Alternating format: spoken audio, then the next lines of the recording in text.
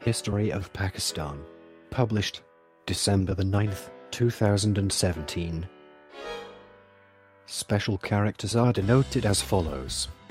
And. Beginning and ending single or double quotations. And. Left and right parentheses. A bullet point. An M dash. 3 consecutive periods. The history of Pakistan, the history of the region constituting modern-day Pakistan.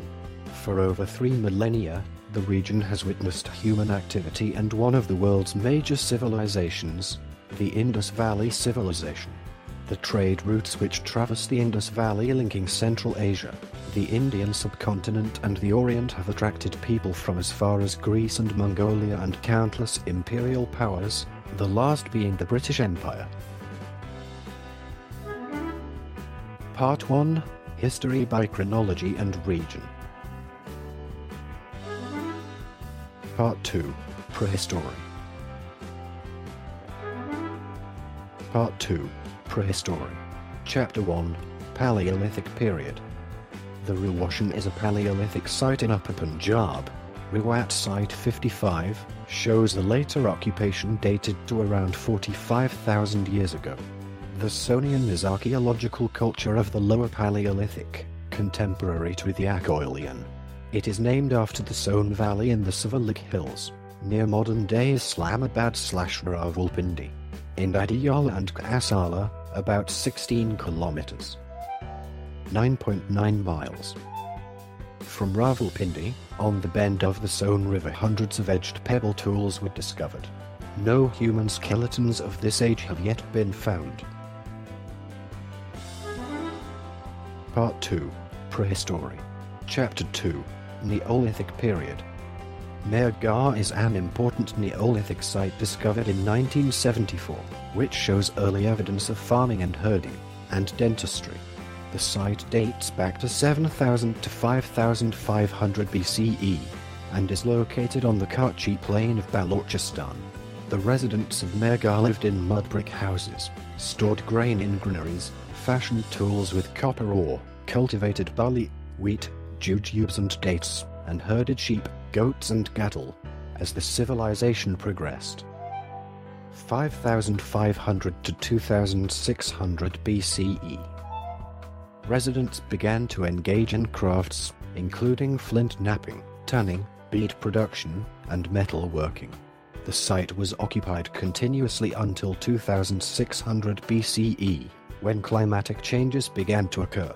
Between 2600 and 2000 BCE, region became more arid and Mehergarh was abandoned in favor of the Indus Valley, where a new civilization was in the early stages of development.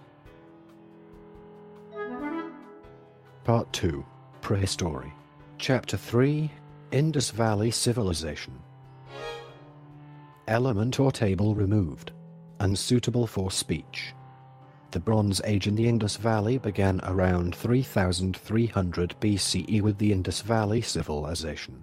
Along with ancient Egypt and Mesopotamia, it was one of 3 early civilizations of the Old World, and of the 3 the most widespread, covering an area of 1.25 million kilometers squared.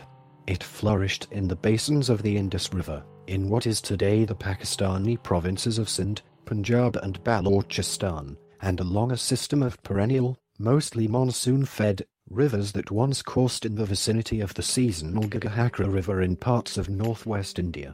At its peak, the civilization hosted a population of approximately 5 million spread across hundreds of settlements extending as far as the Arabian Sea to present-day southern and eastern Afghanistan, and the Himalayas.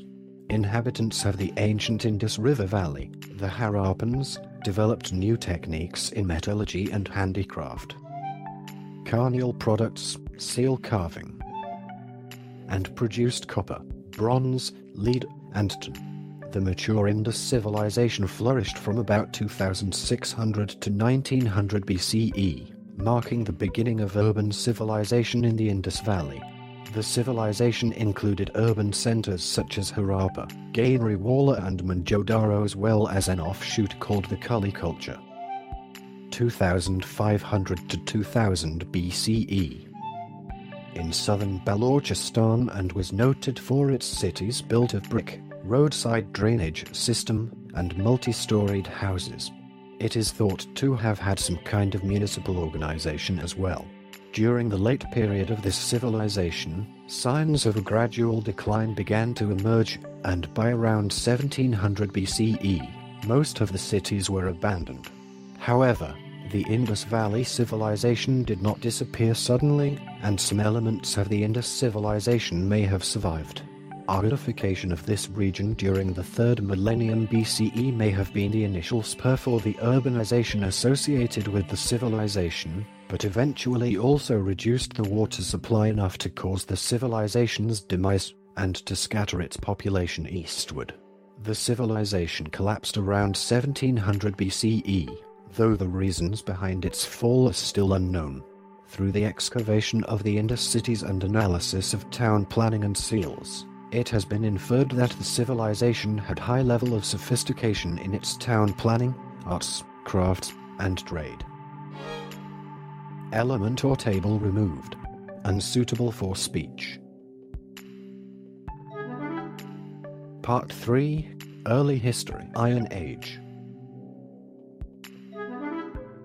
Part 3. Early History. Iron Age. Chapter 1. Vedic Period.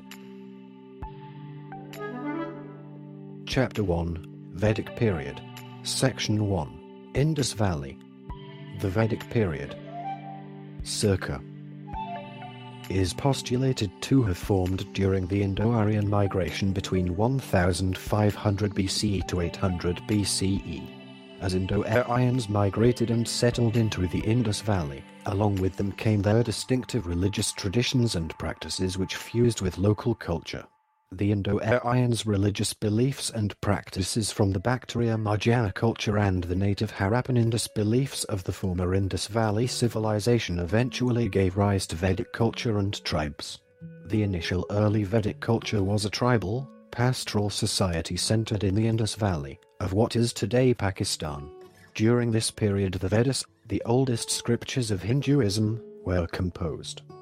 Several early tribes and kingdoms arose during this period, and internecine military conflicts between these various tribes was common, as described in the Rig Veda, which was being composed at this time. The most notable of such conflicts was the Battle of 10 Kings. This battle took place on the banks of the river Ravi in the 14th century BC. 1300 BCE. The battle was fought between the Bharatas tribe and a confederation of 10 tribes. Abhira kingdom, centered in the Cholistan region. Citation needed. Balika kingdom, centered in Punjab. Gandhara grave culture, also called Swat culture, and centered in the Swat valley of present-day Khyber Pakhtunkhwa.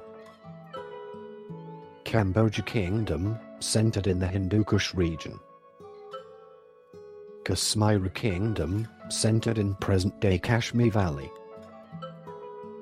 Madra kingdom, centered in Upper Punjab, with its capital at Shialkot.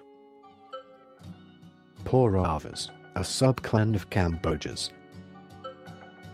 Sindhu kingdom, centered in present-day Sindh. Sudra kingdom, centered in the Cholistan region. Citation needed. Chapter 1, Vedic Period, Section 2, Ganges Plain. After 1200 BCE, some Vedic tribes began migrating to the Ganges Plain, present-day India, which was characterized by increasing settled agriculture, a hierarchy of 4 social classes, and the emergence of monarchical, state-level polities. In addition to the Vedas, the principal texts of Hinduism, the core themes of the Sanskrit epics Ramayana and Mahabharata are said to have their ultimate origins during this period. The early Indo-Aryan presence probably corresponds, in part, to the ochre-colored pottery culture in archaeological contexts. The end of the Vedic period witnessed the rise of large, urbanized states as well as of Shramana movements. including Jainism and Buddhism, which challenged the Vedic orthodoxy. Around the beginning of the Common Era, the Vedic tradition formed one of the main constituents of the so-called Hindu synthesis. Part 3. Early History. Iron Age. Chapter 2. Achaemenid Empire.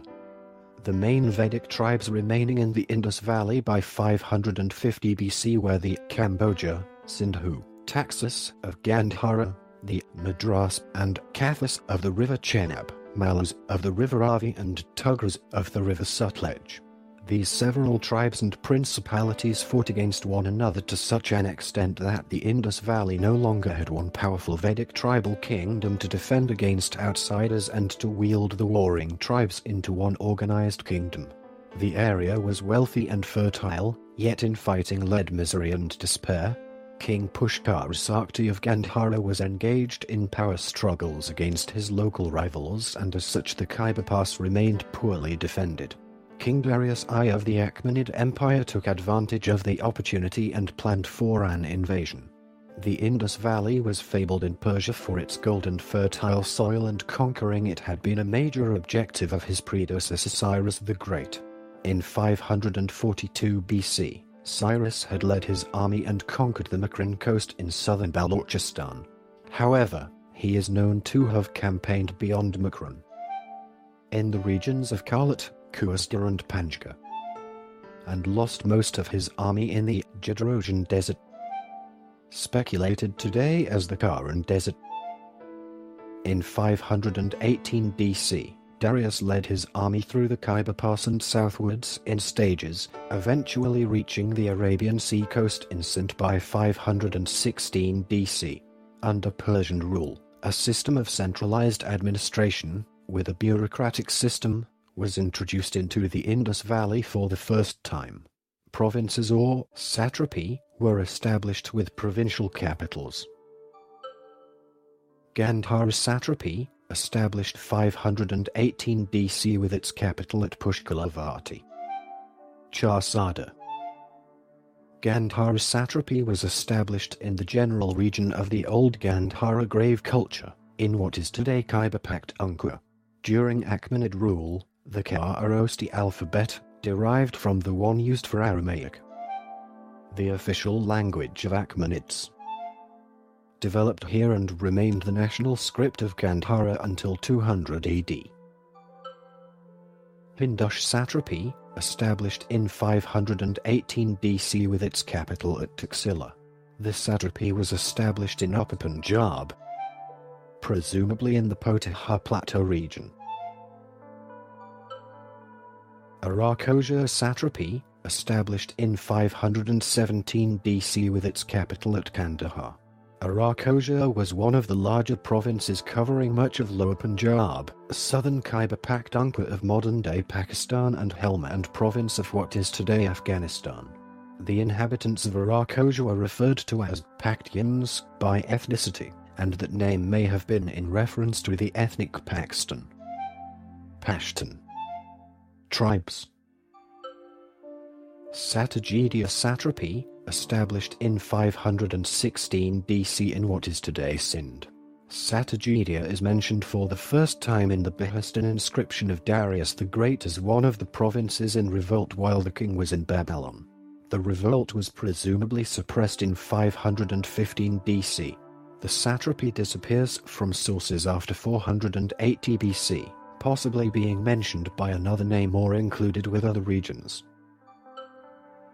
Jadrosa satrapy, established in 542 BC, covered much of the Makran region of southern Balochistan. It had been conquered much earlier by Cyrus the Great.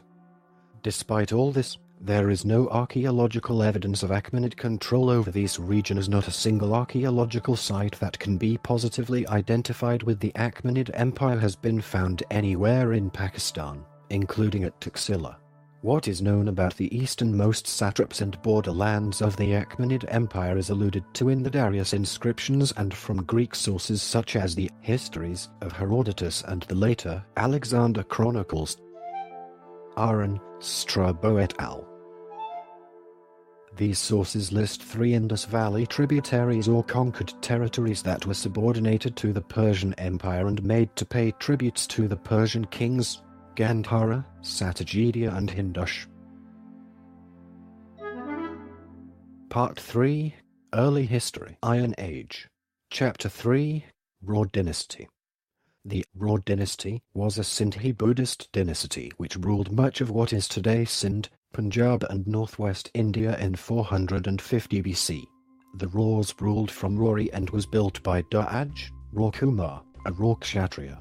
Buddhist Yataka stories talk about exchanges of gifts between King Rudrayan of Roruka and King Bimbisara of Magadha. Divyavadana, the Buddhist chronicle, has said that Rory historically competed with Pataliputra in terms of political influence. Rory was wiped out in a major sandstorm, which was recorded in both the Buddhist Bhalatya Yataka and Jain annals. Part 3. Early History. Iron Age. Chapter 4. Macedonian Empire. In 328 BC, Alexander the Great of Macedonia and now the King of Persia had conquered much of the former satraps of the Achaemenid Empire up to Bactria. The remaining satraps lay in the Indus Valley, but Alexander ruled off invading the Indus until his forces were in complete control of the newly acquired satraps. In 327 BC, Alexander married Roxana, a princess of the former Bactria satrapy, to cement his relations with his new territories. Now firmly under Macedonian rule, Alexander was free to turn his attention to the Indus Valley. The rationale for the Indus campaign is usually said to be Alexander's desire to conquer the entire known world, which the Greeks thought ended around the vicinity of the river Indus. In the winter of 327 BC, Alexander invited all the chieftains in the remaining 5 Achaemenid satraps to submit to his authority. Ampi, then ruler of Taxila in the former Hindush satrapy, complied, but the remaining tribes and clans in the former satraps of Gandhara, Arakosia, Satyajidya and Jadros rejected Alexander's offer. By spring of 326 BC, Alexander began on his Indus expedition from Bactria, leaving behind 3,500 horses and 10,000 soldiers. He divided his army into 2 groups. The larger force would enter the Indus Valley through the Khyber Pass, just as Darius had done 200 years earlier, while a smaller force under the personal command of Alexander entered through a northern route, possibly through Broghill or Dora Pass near Chitral. Alexander was commanding a group of shield-bearing guards, foot companions, archers, Agrianians, and horse javelin men and led them against the tribes of the former Gandhara satrapy.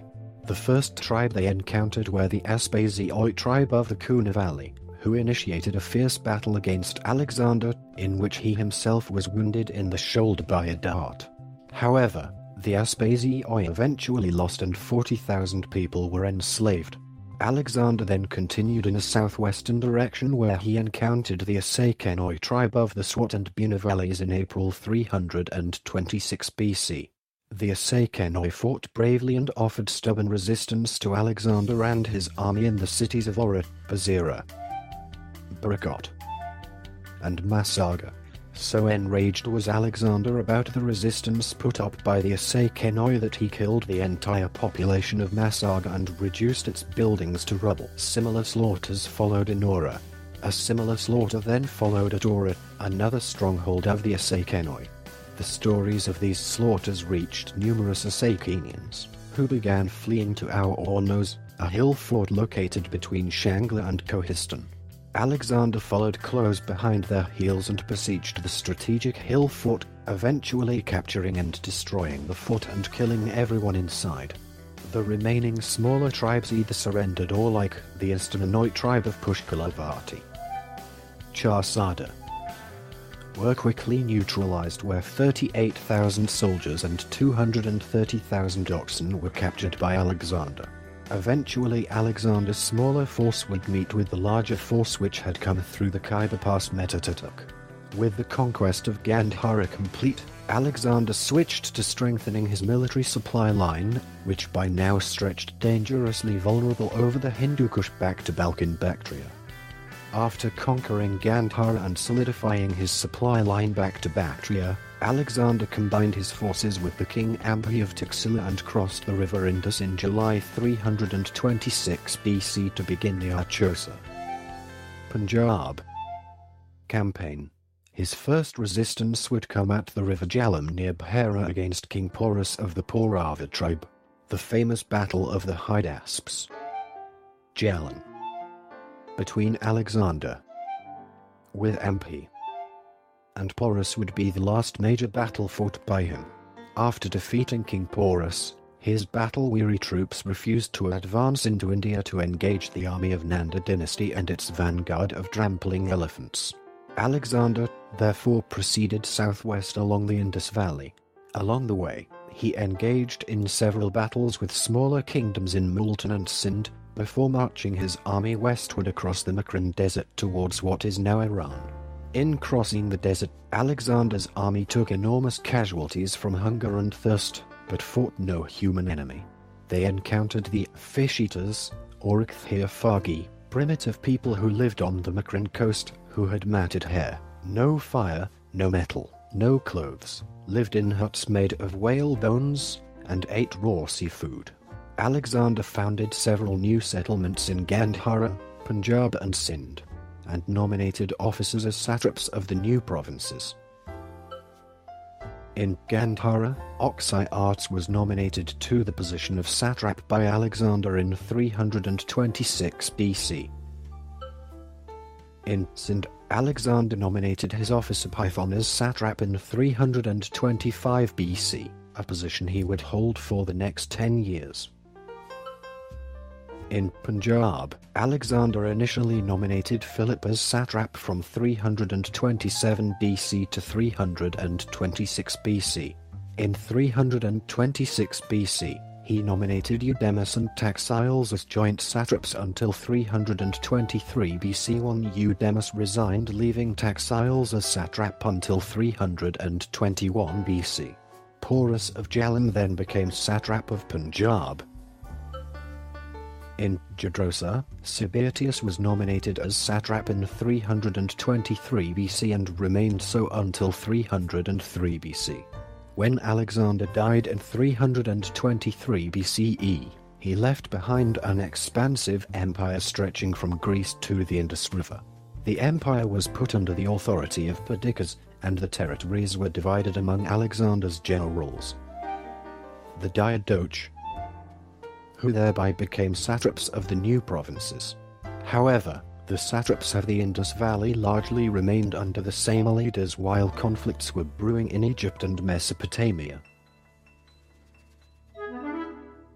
Part 3, Early History, Iron Age. Chapter 5, Mauryan Empire. Due to the internal conflicts of Alexander's generals, Chandragupta and his Brahmin counselor Shanikis saw an opportunity to expand the Mauryan Empire from its Ganges plain heartland in Bihar towards the Indus Valley between 325 BC to 303 BC. At the same time, Seleucus I, now ruler much of the Macedonian Empire, was advancing from Babylon in order to establish his root in the former Persian and Indus Valley provinces of Alexander. During this period, Chandragupta's mercenaries may have assassinated satrap of Punjab Philip. They presumably also fought Eudemus, Porus and Taxiles of Punjab and Python of Sindh. In 316 BC, both Eudemus and Python left Punjab and Sindh for Babylon, thus ending Macedonian rule. The Mauryan Empire now controlled Punjab and Sindh. As the Seleucid Empire expanded eastwards towards the Indus, it was becoming more difficult for Seleucus to assert control over the vast eastern domains. Seleucus invaded Punjab in 305 BC, confronting Chandragupta Maurya. It is said that Chandragupta fielded an army of 600,000 men and 9,000 war elephants. After 2 years of war, Seleucus reached an agreement with Chandragupta, in which he gave his daughter in marriage to Chandragupta and exchanged his eastern provinces for a considerable force of 500 war elephants, which would play a decisive role at Ipsus.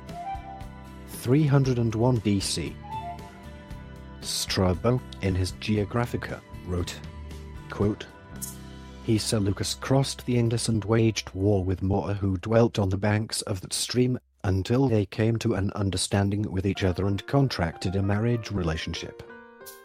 Quote, Alexander took these away from the Indo-Aryans and established settlements of his own, but Seleucus Nikator gave them to Sandrakitas. Chandragupta. Upon terms of intermarriage and of receiving in exchange 500 elephants. Strabo, 64 BC 24 AD. Thus Chandragupta was given Jadrosa, Balochistan, and much of what is now Afghanistan, including the modern Herat and Kandahar provinces, thereby ending Macedonian control in the Indus Valley by 303 BC. Under Chandragupta and his successors, internal and external trade, agriculture and economic activities all thrived and expanded across the empire thanks to the creation of a single and efficient system of finance, administration, and security. The empire was divided into 4 provinces, with the imperial capital at Pataliputra. From Ashkan edicts, the names of the 4 provincial capitals were Tozoli. In the eastern Ganges plain, Ujjain. In the western Ganges plain, Suvarnagiri. In the Deccan, and Taxila. In the Indus Valley. The head of the provincial administration was the Kumara, royal prince, who governed the provinces as king's representative. The Kumara was assisted by Mahametyas and council of ministers. The empire also enjoyed an era of social harmony, religious transformation, and expansion of the sciences and of knowledge. Mauryans were followers of Buddhism and Hinduism. Chandragupta Maurya's embrace of Jainism increased social and religious renewal and reform across his society, while Ashoka's embrace of Buddhism has been said to have been the foundation of the reign of social and political peace and non-violence across the empire. Following the demise of Chandragupta, Ashoka became emperor who ruled between 268 BC-232 BC. Ashoka was followed for 50 years by a succession of weaker kings. In 185 BC, the Shunga coup took place in which the emperor was killed, thus ending Mauryan rule. The fall of the Mauryas left the Khyber Pass unguarded, and a wave of invasions followed. The Greco-Bactrian king, Demetrius, capitalized on the breakup, and he conquered the Indus Valley in around 180 BC, forming the Indo-Greek kingdom. Part 3, Early History, Iron Age. Chapter 6, Greco-Bactrian Kingdom. By the time Chandragupta's grandson Ashoka had become emperor, Buddhism was flourishing in the Indus Valley and much of the eastern Seleucid Empire. In 250 BC, the eastern part of the Seleucid Empire broke away to form the Greco-Bactrian kingdom by Diodotus of Bactria. Some of the Greeks apparently also converted to Buddhism during this period. Quote, here in the king's domain among the Greeks, the Kambojas, the Nabhakas, the Nabhapomkats, the Bhojas, the Patinikas, the Andhras and the Polidas, everywhere people are following beloved of the God's instructions in Dharma. Edicts of Ashoka, 13th Rock Edict, Estamica. Although Buddhism was flourishing, Brahmanism was resisting Buddhist advances in the Ganges plain, and when Ashoka himself converted to Buddhism, he directed his efforts towards expanding the faith in the Indo-Iranian and Hellenistic worlds. According to the Edicts of Ashoka, set in stone, some of them written in Greek, he sent Buddhist emissaries to the Greek lands in Asia and as far as the Mediterranean. The edicts name each of the rulers of the Hellenistic world at the time. Quote, the conquest by Dharma has been won here, on the borders, and even 600 yojanas, 4,000 miles away, where the Greek king Antiochus rules, beyond the where the 4 kings named Ptolemy, Antigonos, Mugas and Alexander rule, likewise in the south among the Cholas, the Pandus, and as far as Tamrapani. Edicts of Ashoka, 13th Rock Edict, Estamica. Furthermore, According to Pali sources, some of Ashka's emissaries were Greek Buddhist monks, indicating close religious exchanges between the two cultures. Quote, when the Thera elder Moggalapita, the illuminator of the religion of the conqueror Ashoka, had brought the third council to an end, he sent 4 Theras, one here and one there, and to Aparantaka, the western countries corresponding to Gujarat and Sindh. He sent the Greek Yona, named Damarokita, and the Therimaharokita he sent into the country of the Yona. Mahavamsa, X II. When Ashoka died in 232 BC, Morhan hold on the Indus began weakening as Brahmanism was attempting to retake control of the Ganges heartland though the Shunga revolt. As such, the Mauryans began retreating out of the Indus back east towards Pataliputra, the Patna.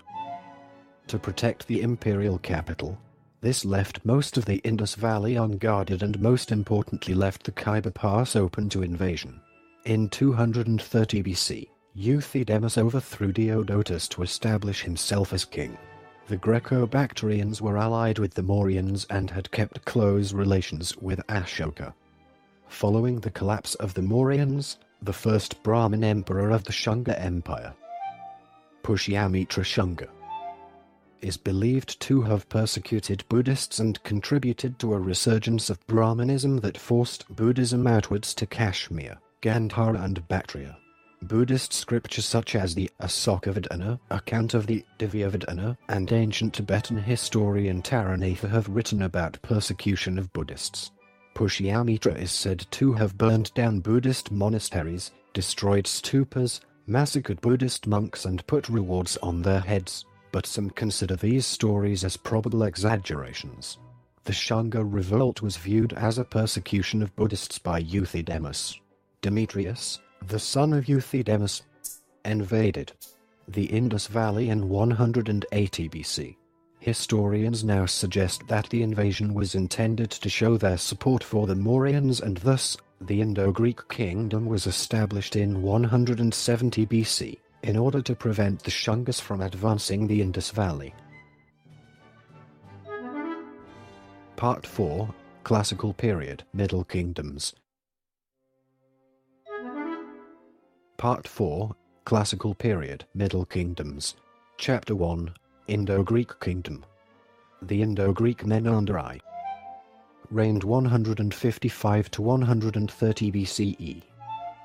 Drove the Greco-Bactrians out of Gandhara and beyond the Hindu Kush, becoming king shortly after his victory.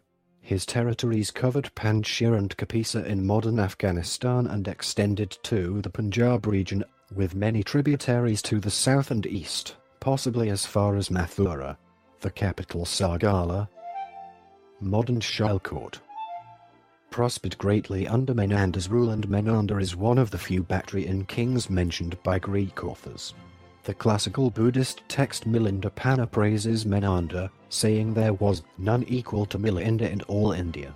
His empire survived him in a fragmented manner until the last independent Greek king, Strato II, disappeared around 10 CE. Around 125 BCE, the Greco-Bactrian king Heliocles, son of Eucratides, fled from the Uzi invasion of Bactria and relocated to Gandhara, pushing the Indo-Greeks east of the Jhelum River. The last known Indo-Greek ruler was Theodamus, from the Bajor area of Gandhara, mentioned on a 1st century CE signet ring, bearing the Kharofhi inscription Suteodemosa. Su was the Greek transliteration of the Kushan royal title Shah, Shah or king. Various petty kings ruled into the early 1st century CE, until the conquests by the Scythians, Parthians and the Uzi, who founded the Kushan dynasty. Part 4, Classical Period, Middle Kingdoms. Chapter 2, Indo-Scythian Kingdom. The Indo-Scythians were descended from the Sakas.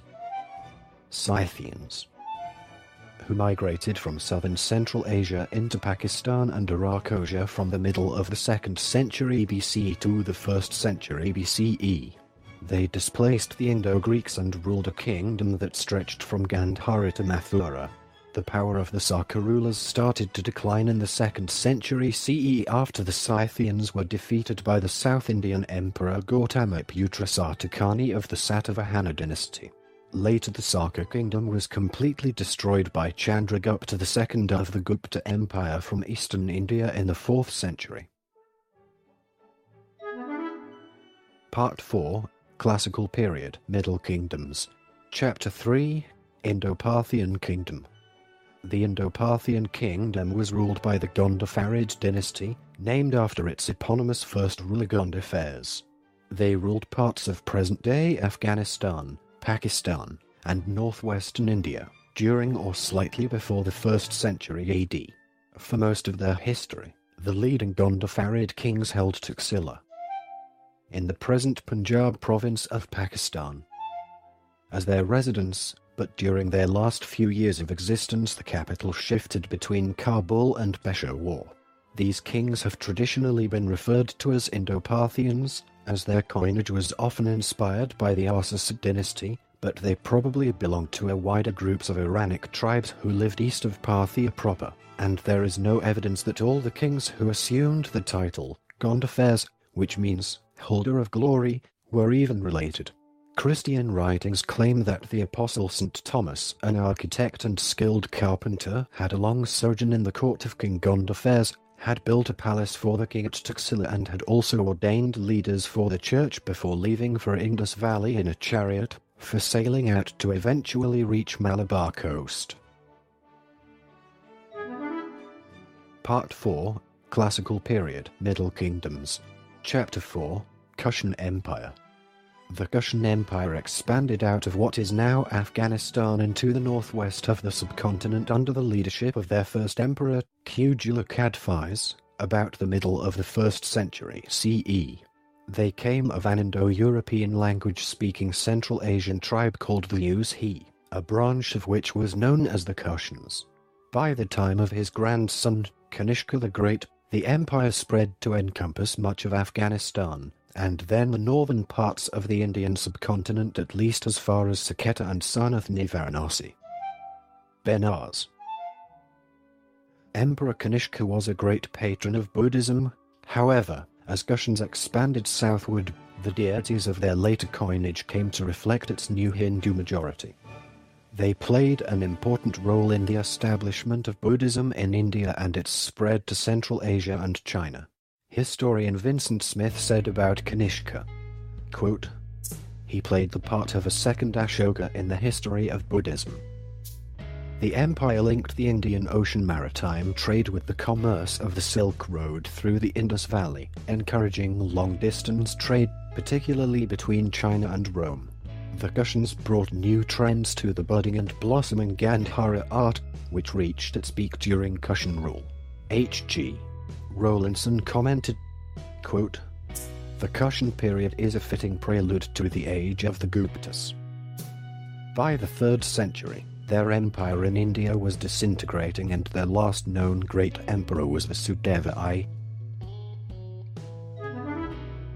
Part 4, Classical Period, Middle Kingdoms. Chapter 5, Sasanian Empire. Kushansha. Paradan. Turkestan. Part 4, Classical Period, Middle Kingdoms. Chapter 6, Gupta Empire. The Gupta Empire existed approximately from 320 to 600 CE and covered much of the broad swath of northern South Asia, including modern Pakistan but excluding the southern peninsula region. Founded by Maharaja Asragupta, the dynasty was the model of a classical civilization and was marked by extensive inventions and discoveries. The high points of this cultural creativity are magnificent architectures, sculptures and paintings. Science and political administration reached new heights during the Gupta era. Strong trade ties also made the region an important cultural center and set the region up as a base that would influence nearby kingdoms and regions in Burma, Sri Lanka, maritime Southeast Asia and Indochina. The empire gradually declined due in part to loss of territory and imperial authority caused by their own erstwhile feudatories, and from the invasion by the Hunas from Central Asia. After the collapse of the Gupta Empire in the 6th century, South Asia was again ruled by numerous regional kingdoms. A minor line of the Gupta clan continued to rule Magadha after the disintegration of the empire. These Guptas were ultimately ousted by the Vardhana king Harsha, who established an empire in the first half of the 7th century. Part 4, Classical Period, Middle Kingdoms. Chapter 7, Ra'i Dynasty. According to Arab chroniclers, the Ra'i dynasty of Sindh, c. 489 to 632, arose after the end of Rod dynasty. They were practitioners of Hinduism and Buddhism.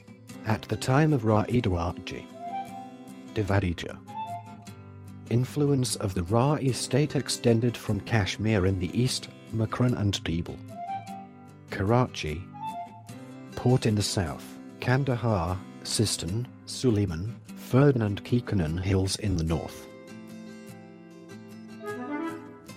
Part 4, Classical Period, Middle Kingdoms. Chapter 8, Hepthalite Empire. The Indo-Hepthalites, or Aljan Huns, were a nomadic confederation in Central Asia during the late Antiquity period. The Aljan Huns established themselves in modern-day Afghanistan by the first half of the 5th century. Led by the Hun military leader Toraman, they overran the northern region of Pakistan and North India. Toraman's son Mihirakula, a Saivite Hindu, moved up to near Pataliputra to the east and Gwalior to the central India. Huan Tsiang narrates Mihirakula's merciless persecution of Buddhists and destruction of monasteries, though the description is disputed as far as the authenticity is concerned. The Huns were defeated by alliance of Indian rulers, Maharaja, Great King Yasodharman of Malwa and Gupta Emperor Narasimhagupta in the 6th century. Some of them were driven out of India and others were assimilated in the Indian society. Part 4, Classical Period, Middle Kingdoms. Chapter 9, Brahmin Dynasty. The Brahmin dynasty emerged with the ascent of Chachavalor, a former chamberlain of Ra'i Sahasi II ascended to the throne by marrying the king's widow. Chach expanded the kingdom of Sindh, and his successful efforts to subjugate surrounding monarchies and ethnic groups into an empire covering the entire Indus Valley and beyond were recorded in the Chachnama. The Chakra dynasty lasted till 712 when Shah's son Rajadahir was killed in battle against the Umayyad forces. Part 4, Classical Period, Middle Kingdoms. Chapter 10, Rajput Dynasties. The territory of modern Pakistan have been home to many Rajput dynasties during 7th to 20th century. Part 4, Classical Period, Middle Kingdoms. Chapter 11, Arab Caliphate. Although soon after conquering the Middle East from the Byzantine Empire and the Sassanid Empire, Arab forces had reached the present western regions of Pakistan. During the period of Rashidun Caliphacy, it was in 712 CE that a young Arab general called Muhammad bin Qasim conquered most of the Indus region for the Umayyad Empire, to be made the Sindh province with its capital at Al-Manshura, 72 kilometers, 45 miles, north of modern Hyderabad in Sindh. But the instability of the empire and the defeat in various wars with North Indian and South Indian rulers, including the Caliphate campaigns in India, where the Hindu rulers like the South Indian Emperor Vikramaditya II of the Chalukya dynasty and Nagabhata of the Pratihara dynasty defeated the Umayyad Arabs, they were contained till only Sindh and southern Punjab. There was gradual conversion to Islam in the south, especially amongst the native Hindu and Buddhist majority, but in areas north of Multan, Hindus and Buddhists remained numerous. By the end of the 10th century CE, the region was ruled by several Hindu Shahi kings who would be subdued by the Ghaznavids. Part 4, Classical Period, Middle Kingdoms. Chapter 12, Kabul Shahi. The Kabul Shahi dynasties ruled the Kabul Valley and Gandhar. Modern-day Pakistan and Afghanistan. From the decline of the Kushan Empire in the 3rd century to the early 9th century, the Shahis are generally split up into two eras, the Buddhist Shahis and the Hindu Shahis, with the changeover thought to have occurred sometime around 870. The kingdom was known as the Kabul Shahan or Akbil Shahan from 565 to 670, when the capitals were located in Kapisa and Kabul, and later Udabhandipura, also known as Hund for its new capital. The Hindu Shahis under Jayapala is known for his struggles in defending his kingdom against the Ghaznavids in the modern-day eastern Afghanistan and Pakistan region. Jayapala saw a danger in the consolidation of the Ghaznavids and invaded their capital city of Ghazni both in the reign of Sabuktigin and in that of his son Mahmud, which initiated the Muslim Ghaznavid and Hindu Shahi struggles. Sabuktigin, however, defeated him, and he was forced to pay an indemnity. Jayapala defaulted on the payment and took to the battlefield once more. Jayapala, however, lost control of the entire region between the Kabul Valley and Indus River. Before his struggle began, Jaipal had raised a large army of Punjabi Hindus. When Jaipal went to the Punjab region, his army was raised to 100,000 horsemen and an innumerable host of foot soldiers. According to Farishta, quote, "The two armies having met on the confines of Lumghan, Sabuktigin ascended a hill to view the forces of Jaipal, which appeared in extent like the boundless ocean, and in number like the ants or the locusts of the wilderness. But Sabuktigin considered himself as a wolf about to attack a flock of sheep, calling, therefore, his chiefs together, he encouraged them to glory, and issued to each his commands. His soldiers, though few in number, were divided into squadrons of 500 men each, which were directed to attack successively one particular point of the Hindu line, so that it might continually have to encounter fresh troops. However, the army was hopeless in battle against the Western forces, particularly against the young Mahmud of Ghazni. In the year 1001, soon after Sultan Mahmud came to power and was occupied with the Karakhanids north of the Hindu Kush, Jaipal attacked Ghazni once more, and upon suffering yet another defeat by the powerful Ghaznavid forces, near present-day Peshawar. After the Battle of Peshawar, he committed suicide because his subjects thought he had brought disaster and disgrace to the Shahi dynasty. Jayapala was succeeded by his son Anandapala, who along with other succeeding generations of the Shahi dynasty took part in various unsuccessful campaigns against the advancing Ghaznavids but were unsuccessful. The Hindu rulers eventually exiled themselves to the Kashmir Savalik Hills. Part 5, Medieval Period. Part 5, Medieval Period. Chapter 1, Ghaznavid Dynasty. In 997 CE, the Turkic ruler Mahmud of Ghazni took over the Ghaznavid dynasty empire established by his father, Sabuktigin, a Turkic-origin ruler, starting from the city of Ghazni. Now in Afghanistan, Mahmud conquered the bulk of Khorasan, marched on Peshawar against the Hindu Shahis in Kabul in 1005, and followed it by the conquests of Punjab. 1007. Deposed the Shia Ismaili rulers of Multan. 1011. Kashmir. 1015. And Kanok. 1017. By the end of his reign in 1030, Mahmud's empire briefly extended from Kurdistan in the west to the Yamuna River in the east, and the Ghaznavid dynasty lasted until 1187. Contemporary historians such as Abul Fazl Bayhaqi and Ferd Awi described extensive building work in Lahore, as well as Mahmud's support and patronage of learning, literature and the arts.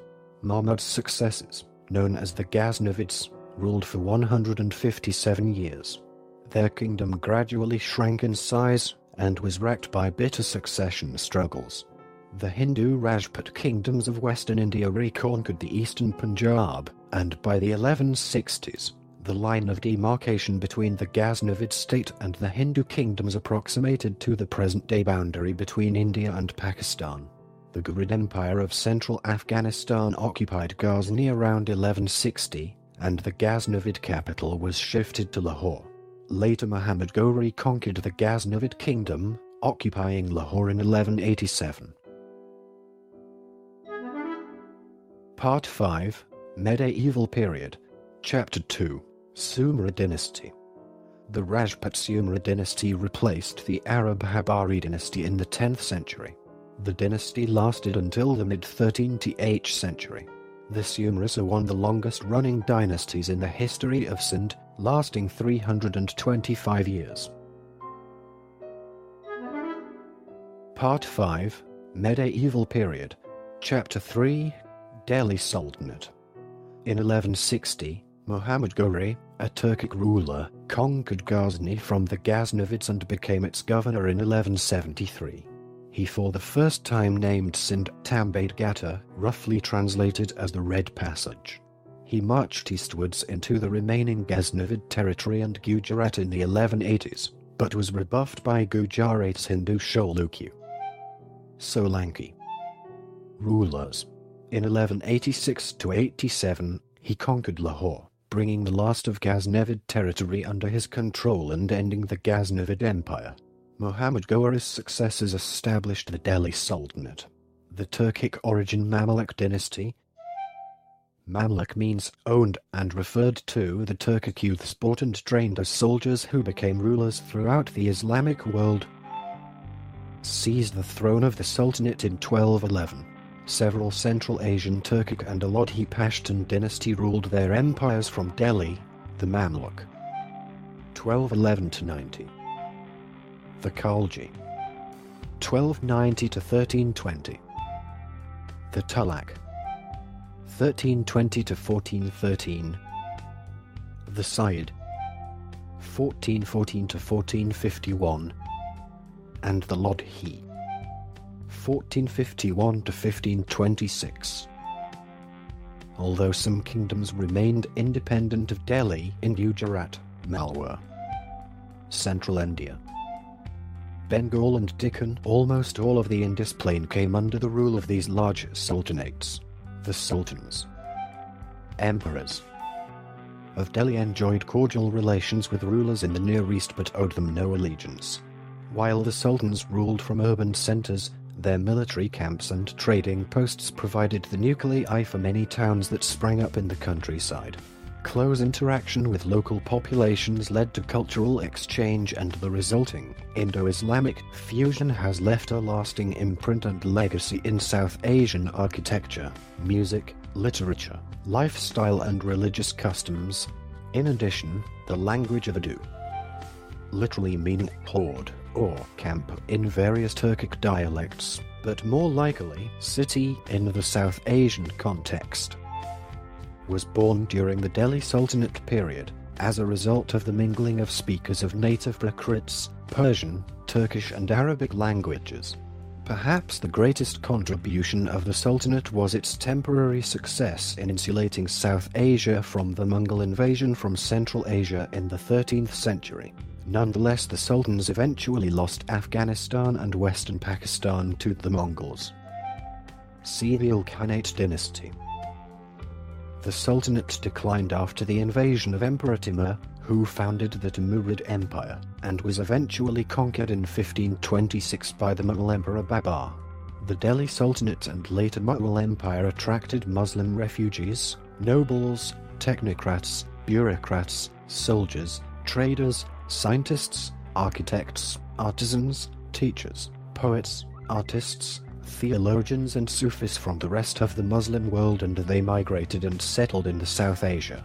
During the reign of Sultan Ghiyasuddin Balban, 1266–1286, Thousands of Central Asian Muslims sought asylum, including more than 15 sovereigns and their nobles, due to the Mughal invasion of Khwarezmia and eastern Iran.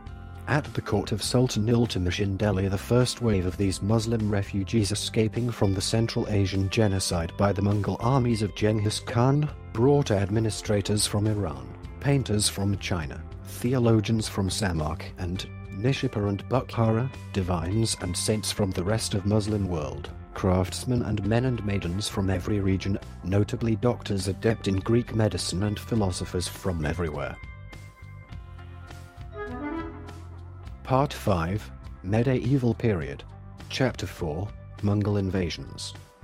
The Chagatai Khanate was a Mughal and later Turkicized Khanate that comprised the lands ruled by Chagatai Khan, second son of Genghis Khan, and his descendants and successors.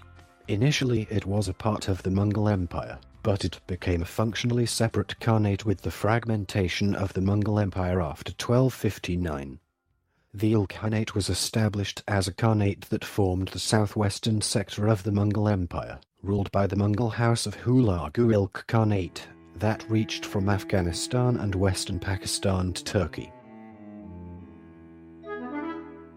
Part 5, Medieval Period.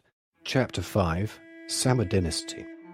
The Rajput Samad dynasty replaced the Rajput Sumra dynasty. They gained control of Thawar from the Sumra around 1335 AD. The dynasty is believed to have originated in Saurashtra and later migrated to Sindh. Citation needed. During the Samad saw the rise of Thawar as an important commercial and cultural center. At the time the Portuguese took control of the trading center of Hormuz in 1514 C. Citation needed. Trade from the Sindh accounted for nearly 10% of their customs revenue, and they described Thawar as one of the richest cities in the world. Thawara's prosperity was based partly on its own high-quality cotton and silk textile industry, partly on export of goods from further inland in the Punjab and northern India. The Samad period contributed significantly to the evolution of the Indo-Islamic architectural style. Thawar is famous for its necropolis, which covers 10 square kilometers on the Makli Hill. Part 5, Medieval Period. Chapter 6, Mughal Empire. In 1526, Babur, a Timurid descendant of Timur and Genghis Khan from Fergana Valley, modern-day Uzbekistan, swept across the Khyber Pass and founded the Mughal Empire, covering modern-day Afghanistan, Pakistan, India and Bangladesh. The Mughals were descended from Central Asian Turks, with significant Mughal admixture. However, his son Humayun was defeated by the Pashtun warrior Sher Shah Suri, who was from Bihar state of India, in the year 1540, and Humayun was forced to retreat to Kabul. After Sher Shah died, his son Islam Shah Suri became the ruler, on whose death his prime minister, Himu, ascended the throne and ruled North India from Delhi for 1 month. He was defeated by Emperor Akbar's forces in the Second Battle of Panipat on the 6th of November 1556. Akbar the Great was both a capable ruler and an early proponent of religious and ethnic tolerance, and favored an early form of multiculturalism. He declared Armari, or non-killing of animals in the holy days of Jainism, and rolled back the jizya tax imposed upon non-Islamic, mainly Hindu people. The Mughal dynasty ruled most of the South Asia by 1600.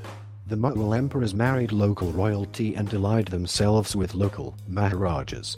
For a short time in the late 16th century, Lahore was the capital of the empire. The architectural legacy of the Mughals in Lahore includes the Shalimar Gardens built by the 5th Emperor Shah Jahan, and the Badshahi Mosque built by the 6th Emperor Aurangzeb, who is regarded as the last great Mughal emperor as he expanded the domain to its zenith.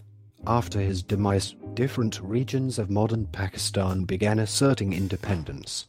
The empire went into a slow decline after 1707, and its last sovereign, ruling around Delhi region. Part 5, Medieval Period. Chapter 7, Rise of Sikhism. Guru Nanak, Sikhism's founder, was born into a Hindu Khatri family in the village of Rai-Poidai Talwandi, present-day Nankana, near Sal in modern-day Pakistan. He was an influential religious and social reformer in North India and the saintly founder of a modern monotheistic order and first of the 10 divine gurus of Sikh religion. At the age of 70, he died at Kartarpur, Punjab of modern-day Pakistan. Part 5, Medieval Period, Chapter 8, Durrani Empire. In 1761, following the victory at the Third Battle of Panipat between the Durrani and the Maratha Empire, Ahmad Shah Abdali captured remnants of the Maratha Empire in Punjab and Kashmir regions and had reconsolidated control over them. Part 5, Medieval Period, Chapter 9, Maratha Empire. In 1758, the Maratha Empire's General Raghunath Rao attacked and conquered Punjab, Khyber Pakhtunkhwa and Kashmir and drove out Timur Shah Durrani, the son and viceroy of Ahmad Shah Abdali. In 1759, the Marathas and its allies decisively won the Battle of Lahore, defeating the Durranis. Lahore, Dir Ghazi Khan, Multan, Peshawar, Kashmir, and other Subas on the southeastern side of Afghanistan's border fell under the Maratha rule. Part 5, Medieval Period, Chapter 10, Sikh Empire. The Sikh Empire, 1799 to 1849, was formed on the foundations of the Punjabi army by Maharaja Ranjit Singh, who was proclaimed Sarkar-i-Khalsa and was referred to as the Maharaja of Lahore. It consisted of a collection of autonomous Punjabi misls, which were governed by misldars, mainly in the Punjab region. The empire extended from the Khyber Pass in the west, to Kashmir in the north, to Multan in the south and Kapurthala in the east. The main geographical footprint of the empire was the Punjab region. The formation of the empire was a watershed and represented formidable consolidation of Sikh military power and resurgence of local culture, which had been dominated for hundreds of years by Indo-Afghan and Indo-Mughal hybrid cultures. The foundations of the Sikh Empire, during the time of the Punjabi army, could be defined as early as 1707, starting from the death of Aurangzeb. The fall of the Mughal Empire provided opportunities for the Punjabi army to lead expeditions against the Mughals and Pashtuns. This led to a growth of the army, which was split into different Punjabi armies and then semi-independent misls. Each of these component armies were known as a misl, each controlling different areas and cities. However, in the period from 1762 to 1799, Sikh rulers of their misls appeared to be coming into their own. The formal start of the Sikh Empire began with the disbandment of the Punjab army by the time of coronation of Ranjit Singh in 1801, creating a unified political state. All the misl leaders who were affiliated with the army were from Punjab's nobility. Part 5, Medieval Period, Chapter 11, British Colonization. The entire territory of modern Pakistan was occupied beginning first by the East India Company and continued under the post-Sepoy Mutiny direct rule of Queen Victoria of the British Empire. Through a series of wars, the main ones being the Battle of Miani, 1843, in Sindh, the grueling Anglo-Sikh Wars, 1845 to 1849, and the Anglo-Afghan Wars, 1839 to 1919, to remain a part of British Indian Empire until the independence in 1947.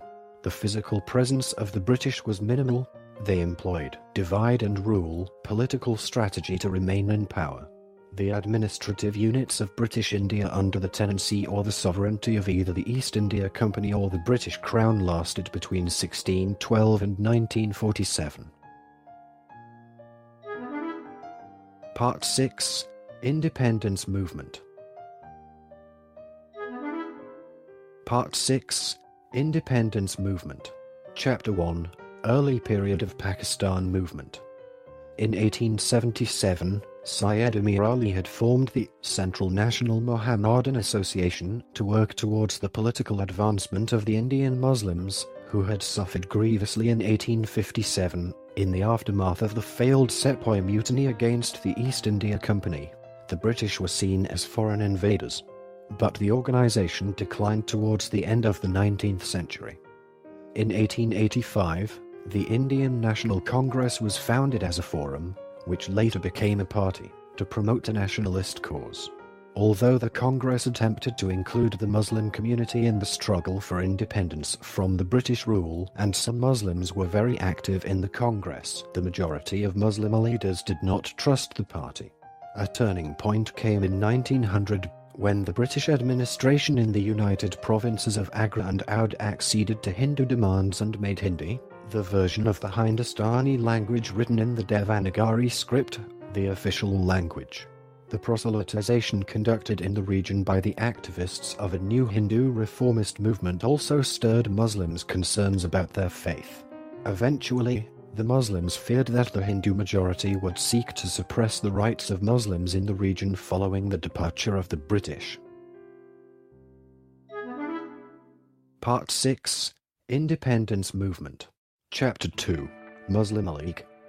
The All India Muslim League was founded by Sheikh-e Mustafa in the 30th of December 1906, in the aftermath of division of Bengal, on the sidelines of the annual All India Mohammedan Educational Conference in Shahbaz, Dhaka, East Bengal. The meeting was attended by 3,000 delegates and presided over by Nawab Viqar ul-Mulk. It addressed the issue of safeguarding interests of Muslims and finalized a program. A resolution, moved by Nawab Salimullah and seconded by Hakim Aimul Khan. Nawab Viqar ul-Mulk, conservative, declared, quote, "The Mussalmans are only a fifth in number as compared with the total population of the country, and it is manifest that if at any remote period the British government ceases to exist in India, then the rule of India would pass into the hands of that community, which is nearly 4 times as large as ourselves. Our life, our property, our honor, and our faith will all be in great danger, when even now that a powerful British administration is protecting its subjects, we the Mussalmans have to face most serious difficulties in safeguarding our interests from the grasping hands of our neighbors." The constitution and principles of the League were contained in the Green Book, written by Maulana Muhammad Ali. Its goals at this stage did not include establishing an independent Muslim state, but rather concentrated on protecting Muslim liberties and rights, promoting understanding between the Muslim community and other Indians, educating the Muslim and Indian community at large on the actions of the government, and discouraging violence. However, several factors over the next 30 years, including sectarian violence, led to a re-evaluation of the League's aims. Among those Muslims in the Congress who did not initially join the League was Jinnah, a prominent statesman and barrister in Bombay. This was because the first article of the League's platform was to promote among the Muslims of India feelings of loyalty to the British government. In 1907, a vocal group of Hindu hardliners within the Indian National Congress movement separated from it and started to pursue a pro-Hindu movement openly. This group was spearheaded by the famous trio of Lal Balpal, Lala Lapat Rai, Bal Gangadhar Tilak and Bipin Chandra Pal of Punjab, Bombay and Bengal provinces respectively. Their influence spread rapidly among other like-minded Hindus. They called it Hindu nationalism, and it became a cause of serious concern for Muslims. However, Jinnah did not join the League until 1913, when the party changed its platform to one of Indian independence, as a reaction against the British decision to reverse the 1905 partition of Bengal, which the League regarded it as a betrayal of the Bengali Muslims. After the vociferous protests of the Hindu population and violence engineered by secret groups, such as Anushal and Samiti and its offshoot Juganta of Aurobindo and his brother etc., the British had decided to reunite Bengal again. Till this stage, Jinnah believed in mutual cooperation to achieve an independent, united India, although he argued that Muslims should be guaranteed 1/3 of the seats in any Indian parliament. The League gradually became the leading representative body of Indian Muslims. Jinnah became its president in 1916 and negotiated the Lucknow Pact with the Congress leader, Bal Gangadhar Tilak, by which Congress conceded the principle of separate electorates and weighted representation for the Muslim community. However, Jinnah broke with the Congress in 1920 when the Congress leader, Mohandas Gandhi, launched a law-violating non-cooperation movement against the British, which a temperamentally law-abiding barrister Jinnah disapproved of. Jinnah also became convinced that the Congress would renounce its support for separate electorates for Muslims, which indeed it did in 1928. In 1927, the British proposed a constitution for India as recommended by the Simon Commission, but they failed to reconcile all parties. The British then turned the matter over to the League and the Congress, and in 1928 an all-parties Congress was convened in Delhi. The attempt failed, but 2 more conferences were held, and at the Bombay Conference in May, it was agreed that a small committee should work on the constitution. The prominent Congress leader Motilal Nehru headed the committee, which included 2 Muslims, Syed Ali Imam and Shoaib Qureshi. Motilal's son, P.T. Jawaharlal Nehru, was its secretary. The League, however, rejected the committee's report, the so-called Nehru Report, arguing that its proposals gave too little representation. 1/4. To Muslims, the League had demanded at least 1/3 representation in the legislature. Jinnah announced a parting of the ways after reading the report, and relations between the Congress and the League began to sour. Part 6. Independence Movement. Chapter 3. Muslim Homeland, Now or Never. The general elections held in the United Kingdom had already weakened the leftist Labour Party led by Prime Minister Ramsay MacDonald. Furthermore, the Labour Party's government was already weakened by the outcomes of the World War I, which fueled new hopes for progress towards self-government in British India. In fact, Mohandas Gandhi travelled to London to press the idea of self-government in British India, and claimed to represent all Indians whilst duly criticised the Muslim League as being sectarian and divisive. After reviewing the report of the Simon Commission, the Indian Congress initiated a massive civil disobedience movement under Gandhi. The Muslim League reserved their opinion on the Simon report, declaring that the report was not final and the matters should be decided after consultations with the leaders representing all communities in India. As the leaders of the Indian Congress were jailed and restrained, the Round Table Conference was held, but these achieved little, since Gandhi and the League were unable to reach a compromise. Witnessing the events in the Round Table Conference, Jinnah had despaired of politics and particularly of getting mainstream parties like the Congress to be sensitive to minority priorities. During this time in 1930, notable writer and poet Muhammad Iqbal called for a separate and autonomous nation-state, who in his presidential address to the 1930 convention of the Muslim League said that he felt that a separate Muslim state was essential in an otherwise Hindu-dominated South Asia.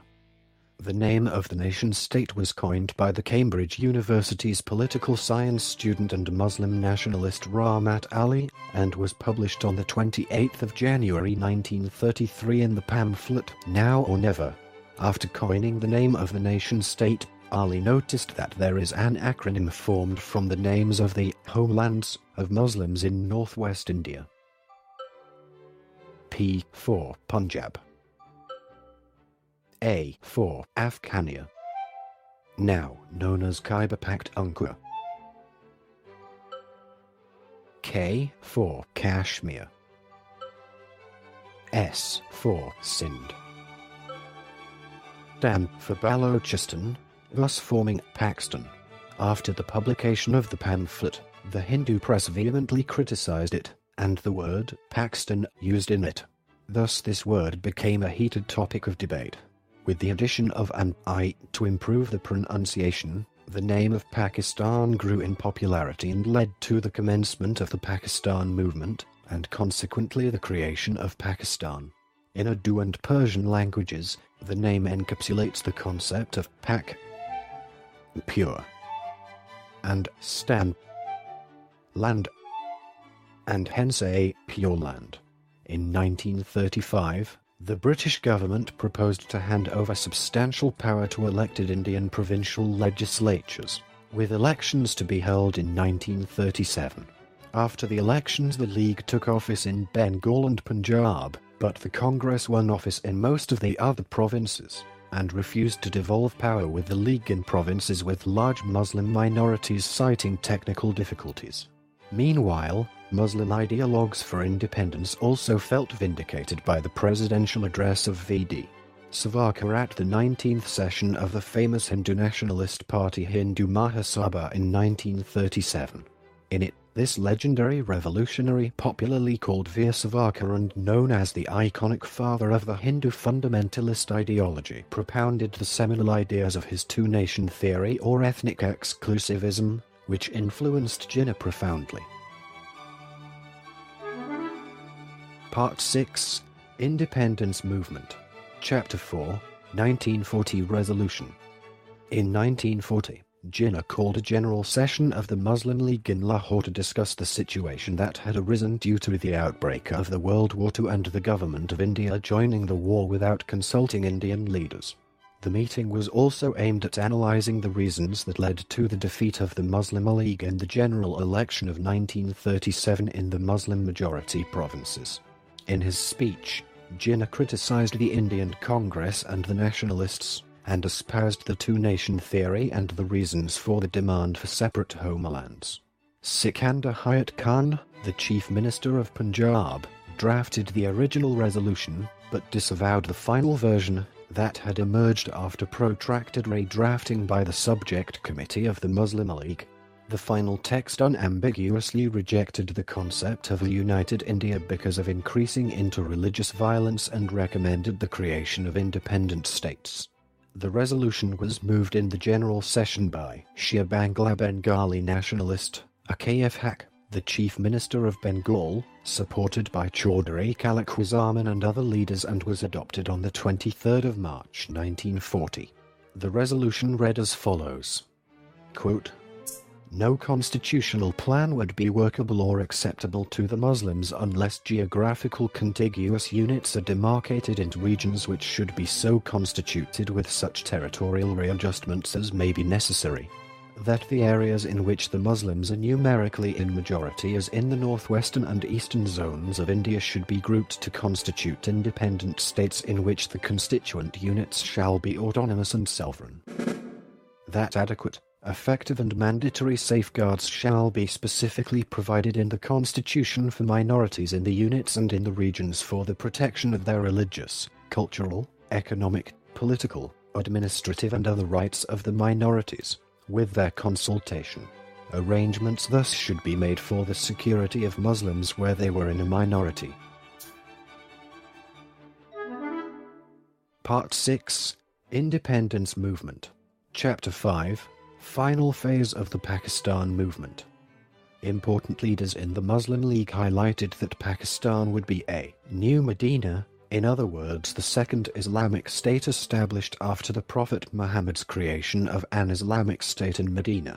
Pakistan was popularly envisaged as an Islamic utopia, a successor to the defunct Turkish Caliphate and a leader and protector of the entire Islamic world. Islamic scholars debated over whether it was possible for the proposed Pakistan to truly become an Islamic state. While the Congress top leadership had been in prison following the 1942 Quit India movement, there was intense debate among Indian Muslims over the creation of a separate homeland. The majority of Barelvis and Barelvi ulama supported the creation of Pakistan, and Purs and Sunni ulama were mobilized by the Muslim League to demonstrate that India's Muslim masses wanted a separate country. The Barelvis believed that any cooperation with Hindus would be counterproductive. On the other hand, most Deobandis, who were led by Maulana Hussain Ahmad Madani, were opposed to the creation of Pakistan and the two-nation theory. According to the Muslims, and Hindus could be one nation and Muslims were only a nation of themselves in the religious sense and not in the territorial sense.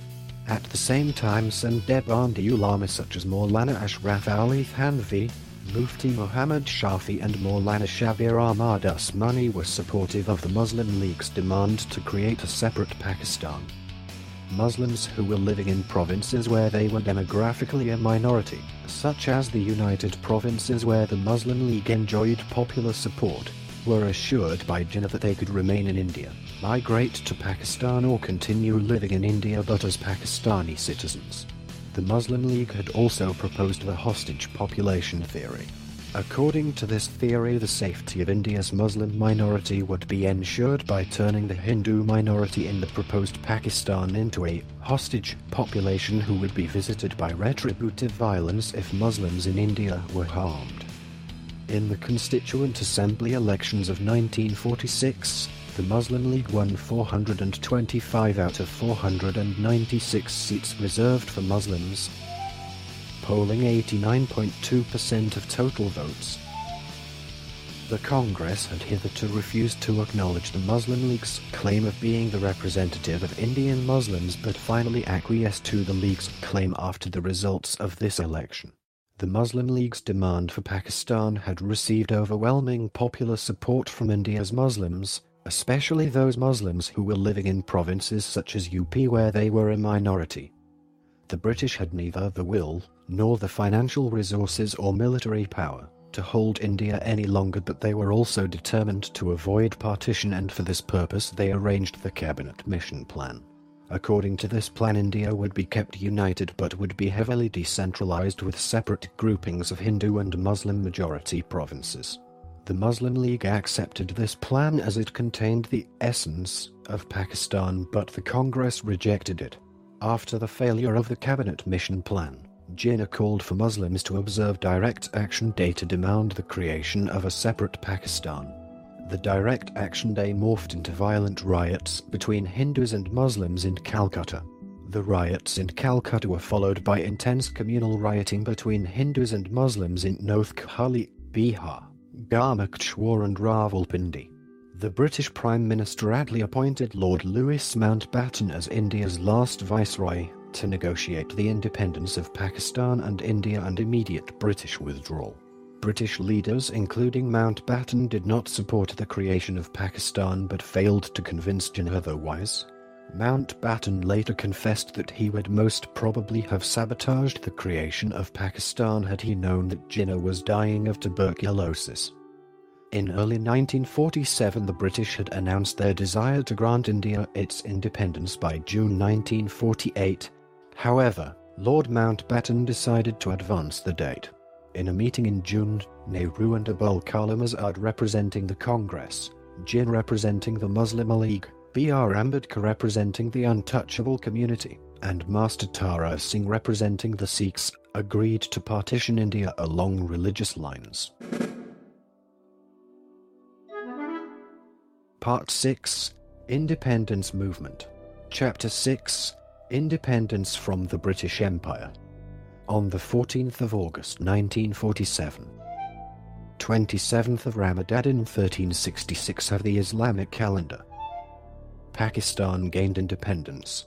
India gained independence the following day. The two provinces of British India, Punjab and Bengal, were divided along religious lines by the Radcliffe Commission. Mountbatten is alleged to have influenced the Radcliffe Commission to draw the line in India's favour. Punjab's mostly Muslim western part went to Pakistan and its mostly Hindu/Sikh eastern part went to India, but there were significant Muslim minorities in Punjab's eastern section, and likewise there were many Hindus and Sikhs living in Punjab's western areas. Intense communal rioting in the Punjab forced the governments of India and Pakistan to agree to a forced population exchange of Muslim and Hindu/Sikh minorities living in Punjab.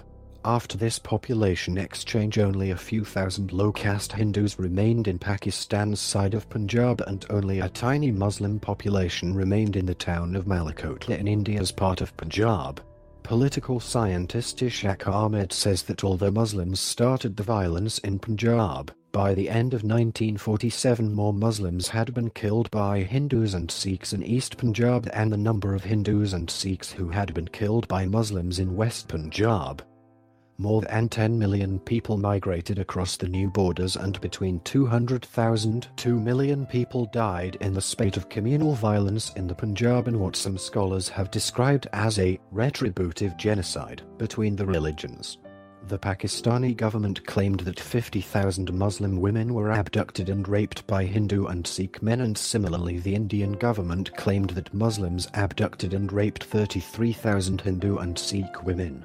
The two governments agreed to repatriate abducted women, and thousands of Hindu, Sikh and Muslim women were repatriated to their families in the 1950s. The dispute over Kashmir escalated into the first war between India and Pakistan, with the assistance of the United Nations. UN. The war, but it became a hitherto unresolved Kashmir dispute. Part 6. Independence Movement. Chapter 7. Post-Independence. On the 12th of March 1949, the Second Constituent Assembly of Pakistan passed the Objectives Resolution, which proclaimed that sovereignty over the entire universe belongs to Allah alone. The promulgation of the Constitution in 1956 led to Pakistan declaring itself an Islamic Republic. Official name. With the adoption of a parliamentary democratic system of government, the Constitution transformed the Governor-General of Pakistan into President of Pakistan as head of state. Subsequently, Iskandar Mirza became the first Bengali president in 1956, but the democratic system was stalled after President Mirza imposed a military coup d'etat and appointed Ayub Khan as an enforcer of martial law. 2 weeks later, President Mirza was ousted by Ayub Khan. His presidency saw an era of internal instability and a second war with India in 1965. Economic grievances and political disenfranchisement in East Pakistan led to violent political tensions and armed repression, escalating into a civil war followed by the Third War with India. Pakistan's defeat in the war ultimately led to the secession of East Pakistan and the birth of Bangladesh. In 1972, the leftist Pakistan People's Party (PPP), led by Zulfikar Ali Bhutto, came to power, and in 1973 Pakistan's elected parliament promulgated the 1973 constitution, which proclaimed that no Pakistani law could contradict Islamic laws from the Quran and Sunnah. Bhutto faced vigorous opposition which united under the banner of Nizam-e-Mustafa, rule of the Prophet, and demanded the establishment of an Islamic state. In 1977, Bhutto was deposed in a bloodless coup by General Zia-ul-Haq, who became the country's third military president. Zia-ul-Haq committed himself to the establishment of Sharia law in Pakistan. With the death of President Zia-ul-Haq in 1988, new general elections saw the victory of PPP led by Benazir Bhutto, who was elevated as the country's first female Prime Minister of Pakistan. Over the next decade, she alternated power with the conservative Pakistan Muslim League (N), PML, N, led by Nawaz Sharif, as the country's political and economic situation deteriorated. Military tensions in the Kargil conflict with India were followed by yet another coup d'etat in 1999, in which General Pervez Musharraf assumed executive powers, appointing himself president after the resignation of President Rafiq Tarar. Musharraf held nationwide general elections in 2002 to transfer the executive powers to newly elected Prime Ministers Arifullah Khan Jamali, who was succeeded in 2004 by Shaukat Aziz. During the election campaign of 2007, Benazir Bhutto was assassinated, which led to a series of important political developments, including the left-wing alliance led by the PPP. Historic general elections held in 2013 marked the return of PML N, with Prime Minister Nawaz Sharif assuming the leadership of the country for the third time in its history. This recording is a derivative work from Wikipedia. For more information, please visit www.frogcast.org.